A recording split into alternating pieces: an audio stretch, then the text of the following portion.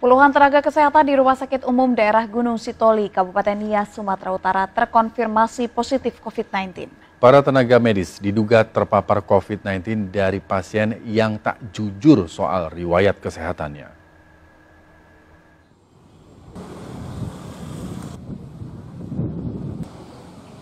Pelayanan medis di Rumah Sakit Umum Daerah Gunung Sitoli, Pulau Nias, Sumatera Utara sebagian dihentikan sementara setelah 27 tenaga kesehatan di rumah sakit tersebut dinyatakan positif COVID-19.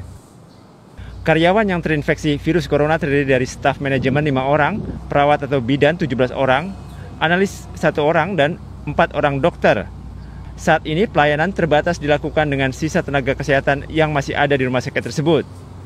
Padahal Rumah Sakit Gunung Sitoli merupakan satu-satunya rumah sakit pemerintah di Kepulauan Nias yang memiliki 4 kabupaten dan 1 kota. Sebagian tenaga medis yang terkonfirmasi positif COVID-19 kini menjalani karantina mandiri karena sebagian besar adalah orang tanpa gejala atau OTG. Sementara yang memiliki penyakit penyerta tengah menjalani perawatan di ruang isolasi. Kenapa di poliklinik umum ini kebanyakan tenaga kesehatan kita terpapar? Sebab masyarakat yang datang ke sana sesungguhnya mereka itu sudah hasil rapid test di luar sudah reaktif. Tapi mereka tidak terbuka, tidak jujur, bahkan banyak masyarakat sekarang yang berkeliaran padahal sudah tahu mereka itu mestinya harus isolasi mandiri karena hasil rapid test yang dilakukan secara mandiri oleh masing-masing masyarakat itu sudah reaktif.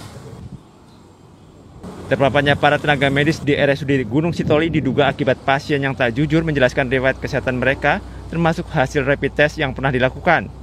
Kasus COVID-19 di RSUD Gunung Sitoli mencapai 104 kasus, berasal dari 4 kabupaten di Pulau Nias.